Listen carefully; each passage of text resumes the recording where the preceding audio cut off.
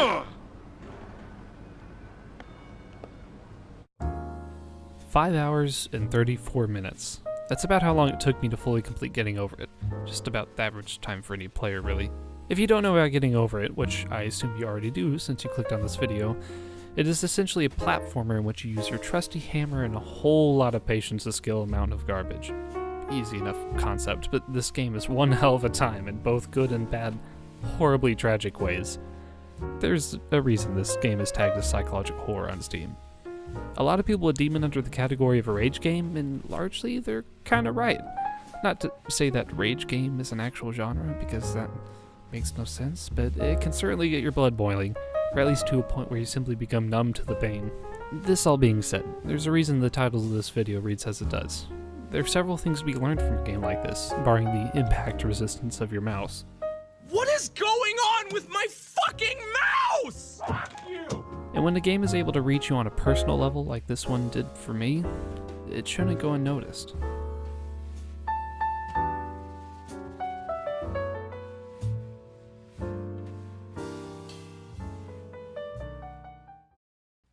Okay, yeah, I get it. Denim, why are you making this game out to be some wise art piece to define a generation, yada yada, I know.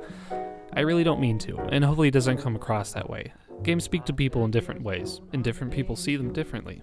This whole game for me was a bit of learning experience. You want a game that tells you how you deal with stress and how you think? I would argue that this is that kind of game.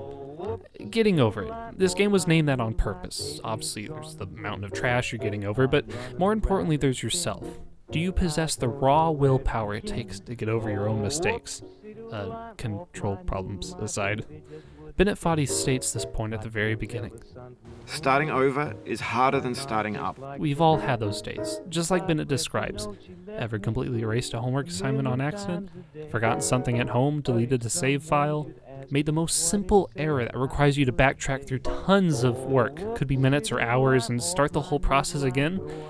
If you're a human, the answer is probably yes. It's nothing short of suffering, absolute defeat, like a pit in your stomach the size of Led scientists to the famous Chicxulub crater, now on the Yucatan Peninsula. Chicxulub? Chicxulub. A pit the size of the US debt. The size of this hole in my closet. A pit the size of... Okay, we're getting sidetracked. You get it. It sucks. And many people, I believe, think that this is what the game is about. It's about the failure, the frustration. Listening to Bennett's commentary can reflect that sometimes. But I don't think that's what this game is about. Not to me.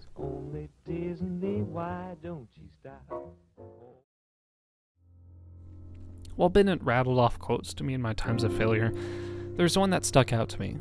Failure's not the falling down, but the staying down. This determination they talk about, it's hard. I think we can all speak from experience. Not just the superficial stuff that doesn't matter, like losing a save game or deleting a project, but actual struggles that can rock our world sometimes.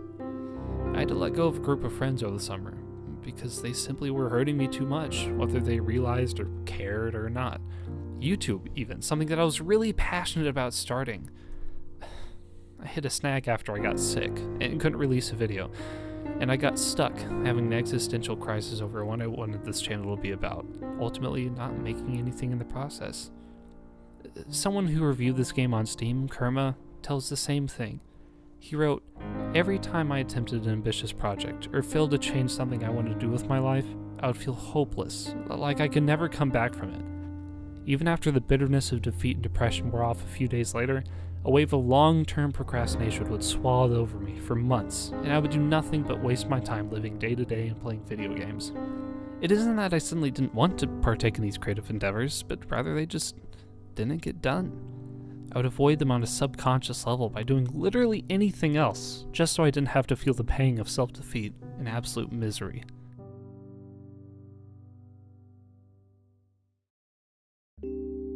I think it's fair to take this game as a metaphor. It's hard. It takes no prisoners. It will beat you down to take away everything you've worked for in the blink of an eye.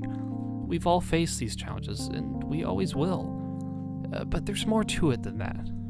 At least when you fall and lose hours of progress, and I know it sounds cheesy, but you learn something new. Each time I went through a section, I was better, and soon enough, parts that would at first would take me 45 minutes or an hour, I could then breeze through in minutes, or even a quick flick of the mouse. The struggles I talked about earlier, they're tough to deal with, but there's always something to take away. I can at least try and make myself a better person, even if I may never talk to those friends again. And even if I don't know what the hell to do with my channel, I can poke and prod at all my interests and keep creating, even if I don't know where to go. Sure enough, I'll know where I want to go at some point, and even if I don't, then I can create a crazy eclectic blend of everything that I love. You know what was irritating? When I was doing research for this, I found an analysis video from some channel I've never heard of with 4,500 subscribers and nearly 500,000 views make an incredibly similar video talking about the deeper meaning of this game. But you know what? At least I can create, hopefully, a more personal take on the game itself. Maybe I can preface it in such a way that helps to give people credit if they find this to be like any other Rage game. At least I will have created something I'm proud of. So, this game doesn't speak to me about the sickening feeling of loss and failure, even though that is a big feature. This game doesn't tell me how to deal with my problems or what I should do. I may never get answers. But that doesn't matter. What matters is you persevering through the struggles while climbing the mountain. Even if you're sent to the bottom, what matters is that when you're back at square one, you push yourself back to the top. What matters is that you don't give up. Hey guys, it's Captain Denim here. I just want to say thank you very much for watching the video. I really appreciate it. And if you want to add anything to the conversation or give me any criticisms or whatnot, go and leave that in the comments section below. And if you want links to any of the videos that I showed in the video, especially the Between the Pixels one, that you should definitely go check out. It's really cool. Anyway, I left those links in the description, so you can check them out there. And finally, if you'd like, you can consider subscribing. I would really appreciate it, and I'm sure you won't regret it. So, that all being said, I hope you all have a wonderful day, and I'll see y'all next time. Bye.